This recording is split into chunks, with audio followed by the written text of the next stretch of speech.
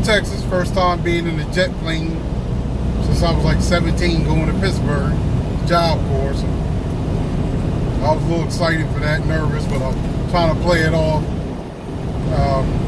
So I get to Texas, called a woman.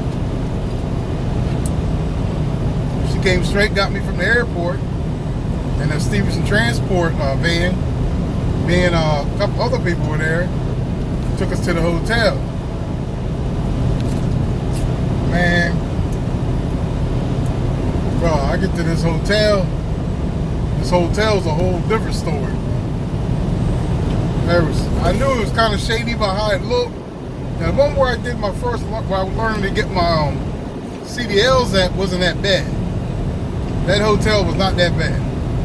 This one in Texas, bro, was one of the worst, one of the nastiest hotels I have ever been at.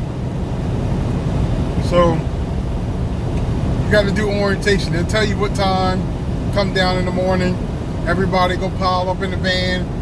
Stevenson bus wasn't never working. It didn't start working really until after I got back from my training, but that's a different story. But we pile up in vans, go over to Stevenson, and you get to Stevenson, it's beautiful, man. It's like they keep all the trucks lined up in a row, around in a circle, half circle, going around. All beautiful black trucks that all look alike, even though some of them are different, some of them are the same. A whole lot of Kentworths, beautiful Kentworths, man. That's when I fell in love with Kentworths. I think I was more of a Peterborough person until I got there and seen all the beautiful Kentworths. So, this is the ambiance of it. This is how it looks. Food truck comes there in the morning. Like 2 or 3 food trucks are there. Like, you're like, oh man, this place is nice. So, what I was getting at the time, I had money because I was getting my unemployment. I had worked there for almost 6 years. So they agreed to give me my unemployment as long as I wasn't going to work for the competition enough. I told them I was going to be a trucker. Like, I need my unemployment until I start getting paid for trucking. I said, because I got to go to all these classes and stuff. I don't get paid for learning how to drive the truck to get my license. Like, you don't get paid for that. You don't get paid till you actually get to Texas and get to Stevenson. So they agreed to keep giving me my unemployment until Stevenson starts regularly paying me. So that's how I had money. Well, I didn't have to worry about the financial part. But so a couple of my roommates and stuff like that, I could see how they were going through it, so I would help them out because I had the money to be able to help them out, being that I was getting like $400 to $500 every week from unemployment. So we get there, I'm getting the classes and all this. Then so they're doing us like they do anybody. They were drilling us, and we do it this way, and the Stevenson way is the best way. We got the best trucks. We got the best pay. We got the best this and the best that. All the bullshit that everybody normally kicks when they want you to come to their company. I mean, when you first come to their company. They said they're the best and everybody else is crap type of deal. So I'm like, yeah. The other guys, the younger guys, they're more naive. Like, I've been working, I'm in my 40s, like, you're not just gonna run anything by me. Like, I've heard all the bull crap before. So just go ahead, man, just talk your trash. That's what I let them do. They just went on, talk the trash or whatever. So I ain't never been there to pick up. What's that place? Then I'm in Harrington, Delaware right now. Matter of fact, I'm behind the casino in Harrington, Delaware. So yeah, we in there. This class. The class lasts all day, all night. All these different people come in and tell us their experience. They tell us about this and about that and what you're going to experience here. You can tell it's a routine that they do for every orientation. A certain group of people come in, they have their stories, You do this, you do that. And then the guy who runs the fuel department, I mean, he got the little theme song when he comes in. Money, money, money, money, money. That dumbass shit. So he plays that, the OJ shit, when he comes in. And everybody gets a little kick out of it. And everybody's laughing. And I'm just sitting there like, alright. Yeah, whatever. So, you're not going to fool me with a whole bunch of firecrackers and all this old display. Like I'm not smart enough to read between the lines. Cause I'm in my 40s now. I mean, you just not gonna run any kind of game to me. Like I know all of this is all a show.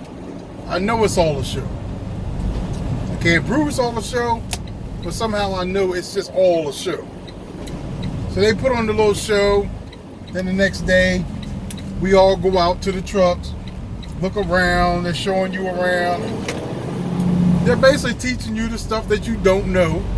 Maybe stuff I didn't know, like what would happen and this happened and that happened, and you think you know how to move the truck around just because you got your license, but we're going to show you the right way to do it. Forget everything that you learned to get your license, because that's just stuff that we do to cram you through, to hurry up and get you your license. We're trying to make sure that you live now. You out there doing stuff the right way. So don't worry about that. I'll listen to that shit. So,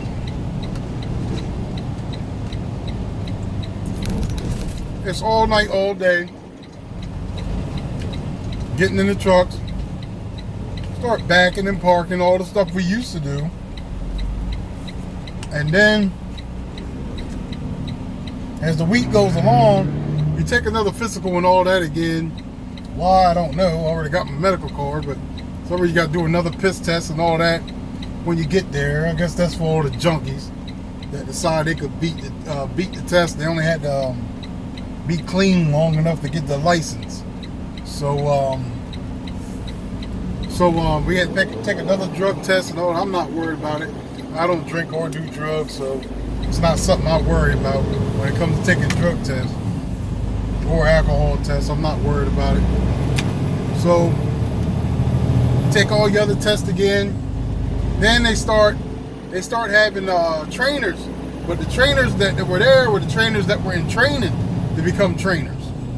So you got guys that were learning how to train that were going to be teaching you how to drive the truck. Now the thing about Stevenson is these guys have only been operating the truck for maybe a year. My trainer was a little less than a year. His name was Aaron Bethel. He passed away. That'll be another story I tell, another part of my Stevenson story. But he was only 26 years old, and I'm 40 something. He's 26, and he's having to tell me what to do, whatever. So he had originally picked someone else. He didn't pick me. Like we all like little puppies in the fucking at the store, and we're all looking for an owner to come pick us out of the group. You know what I mean? Pick me. I'm a good driver. No, pick me. So we all trying to get picked by one of the trainers. Then they had to fly out somewhere and meet some asshole. At least with the trainers that were there training, they were there with us, so we got a chance to meet them and talk to them. So Aaron was just like, he was a younger guy, but big boy like me. He was I don't know what you're doing, bro. Why are you stopping on a railroad track? Why are you doing that? What kind of CDLs you got? But I think we stopped on a railroad track. Fuck. You're gonna stop before the railroad track. Why are you holding up traffic? I don't know. So yeah, Aaron picks me after the guy he originally picked had got his mom, somebody had got sick, so he went home. So Aaron, me and him had a good rapport as far as talking to each other, whatever. So he was like, yo man, I'm gonna pick you up, whatever, gave me his number, whatever. So the day I was waiting, I did finished my last driving test, or they keep giving you driving tests. And they're at Stevenson, they train the hell out of you. And they don't do nothing else, you come on to Stevenson, you train like a mother sucker. Well, he picked me, and we left the next day because he had something he had to clear up as far as his sleep apnea machine that he was on. So he was there. He had to serve a little off-road suspension. Now he came off of his old off-road suspension for his CPAC machine. Me and him hit the road. So I'm there, fucking double clutching, double tapping, going each gear, in pat, down pat, clutch back, in, out, all that fucking dumb shit you learn when you're in driving school instead of just straight shifting, floating the gears. So he's sitting there, he's smiling, looking at me like, yeah, he don't know what he's doing. So, but it turned out to be all right. He took it easy on me my first night. My first night, he took it out. I think I made it about maybe 3 hours, dude. That's because I waited all day to get on the road. And by the time we got on the road, it was like 7, 8 o'clock at night. And I was like, man, I drive a couple hours, I'm done, dude. Like, we'll start this again tomorrow. But he had a local pickup anyway, at a meat place. So we had a local pickup not too far outside of Dallas at a meat place. So so next day I drive. So he starts teaching me how to float the gears. I had an idea, but whenever I did it, when I was taking my driver's test, learning how to drive, I would do it by mistake. I really didn't know I was floating my gears. Like, I just got so sick of fucking pushing the clutch in, then fucking putting out the gear, taking your foot off the clutch, putting it back on it. I got so sick of that. So sometimes I would raise my foot up a little bit, and I noticed that if I was at the right RPM, it would go right into the next gear. So he was like, oh, you can't do that. So Aaron's teaching me like, yeah, you was doing it right, except you don't need to touch the clutch at all. And I was like, what? Yeah, you get up to certain RPM, floating that gear, get it up again, float that, go to the next gear. Yep. So I just started doing it. Sometimes, but every once in a while I would mess up. His was, I think his truck was an 8-speed. He had an 8-speed, so yeah, I don't even know if they even have them anymore. They might, I don't know, but he had an 8-speed. Damn, that's a nice truck. So he had an 8-speed. I had to learn how to drive. Float. I started floating my gears, whatever. We all over the place. I got better at it every day. The downshifting, the only thing I would fuck up on every once in a while. Other than that, the shifting wasn't no problem. My biggest thing was the docking at shippers. Like, we went to some shippers. Like, I don't know how, but he had to hook up from Texas to California, California to Chicago, Chicago back to Texas, to North Carolina, back to California. Like, we was getting it. But I was doing most of the driving, which I'm supposed to, because I'm in training. But we had some tight, small places that had to be docked, and he didn't trust me to dock. He was like, I want you hitting my truck. They're gonna put me out, they're gonna make us come back to the yard for training. He was always worried about that, like something happening to the truck. When you do something to the truck or something like that, Stevenson has you come back to the yard to look at videos and take classes, and it's just a bunch of overtraining, unnecessary shit. Well, simple mistakes that happen out there, but sometimes he wouldn't let me dock unless it was a wide open dock area where I could spin around and learn how to dock. So that, and when we get to a truck stop, he would jump in the seat then also. But yeah, but me and him was all right, man. We were pretty much same. We both love hip hop. The only thing I liked about him on a Sunday, I'm not in the church. I don't go to church. But every Sunday, this brother would listen to church music all Sunday. He would always end up having to drive on Sunday because my clock would run out. You know, we still have delivery to make. So he would end up taking over the driving mostly on Sundays while I'm getting my 34, getting my rest in. Then I would start driving again if I didn't get back good time as far as my recaps. So me and him were all right for weeks, man. We go out, he'd show me places and style, show me how to use Trucker's Path. to get around and know where the truck stops are. By the time the third week came, I was pretty much knowing where the truck stops were, knowing where to stop at, and all that. My backing still needed some work, but that was about it. Then the last week, there started to be a little bit more tension on the truck because I was ready to get off the truck. I was ready to get off that truck. I'm not a people person. He was a people person. I'm not a people person. Like, I can deal with hard learning because I'm in the sports. I'm in the football. Ex-weightlifter. I'm used to being barked at. I'm not worried about that. But it got to a point as a man, like I had enough of being in a truck with another grown man.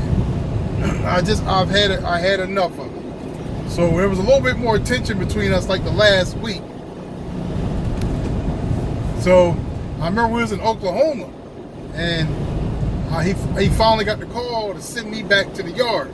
Like they're gonna fly me out, they're gonna fly me back to the yard, emailing me my plane ticket and all that. And we was coming up to an exit, and I remember I was doing what I always did, trying to break the truck down. He's like, just hit the brakes, slow the truck down, slow the truck down. So I'm steady trying to be old pretty boy, downshift and all that. Almost flipped the damn truck because I had to go around the curve. I didn't slow down enough.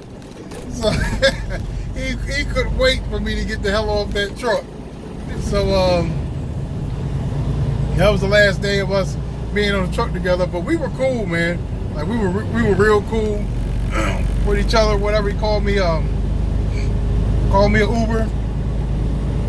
Went on the airport, got back to Texas.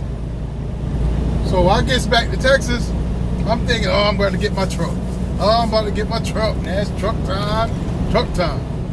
Man, they put us in a little bit better of a hotel, but it still had roaches that would sneak out every once in a while to make their presence known. Yeah, that type of truck.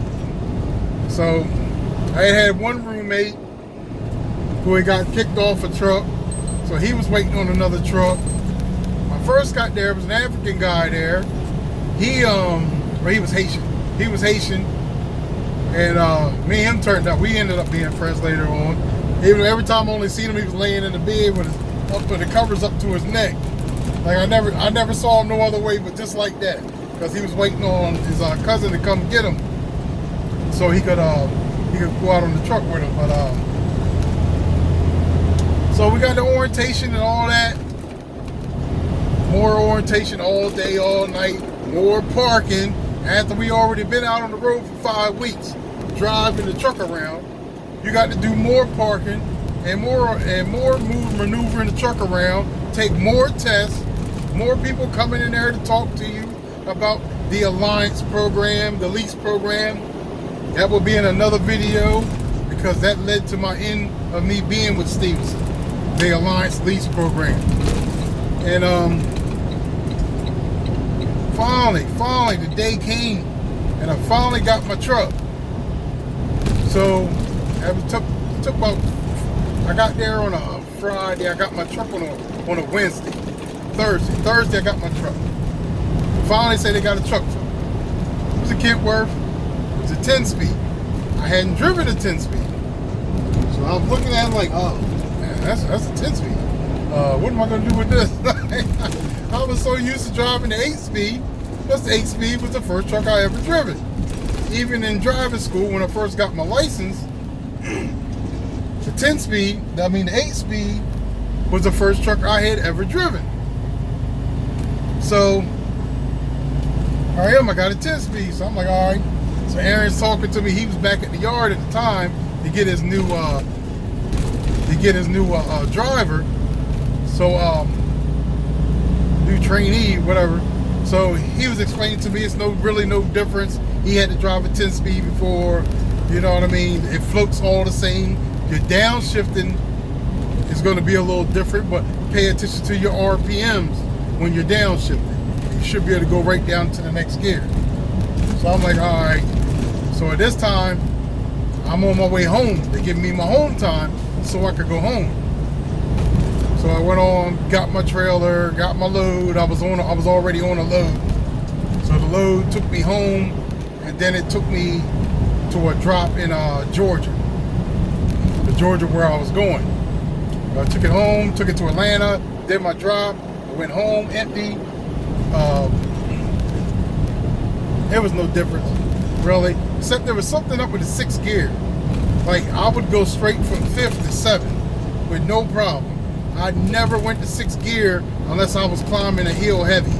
And even then, most of the time I could use 7th gear, go straight from 5th to 7th. But the truck was funny, because when I drove another 10-speed, it wasn't like that.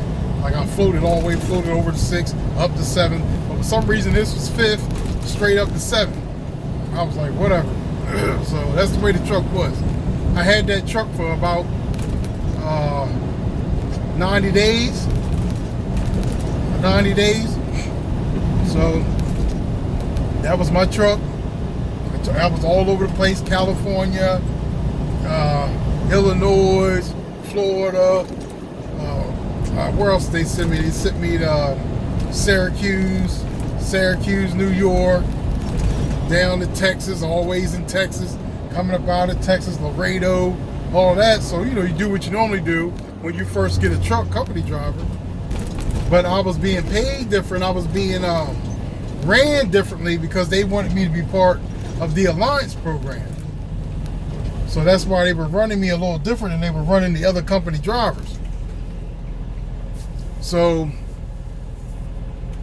I gets back, as my 3 months is up, I got to get back to the yard. But the thing is, every time you go back to the yard, they give you a sheet, and on that sheet, you have to fill that sheet, fulfill that sheet before they allow you to leave again with another load. So on there will be summer shop, this shop, go see this person, go see that person, this class, go do this, truck got to be checked. The maintenance program is awesome there. Like every 3 months they go through that whole truck. They do everything from the rooter to the tutor, front to the back, inside and out the truck. They fix that truck. So I did that, but then I had to go to the Alliance class. So I'm all excited to get in the Alliance. Now my trainer had told me, he was like, man, I don't know if you want to do the Alliance program, the lease program, man. There's some bullshit with it. He said it's a lot of bullshit with it, but he also needed the money that he was being paid having me on the truck.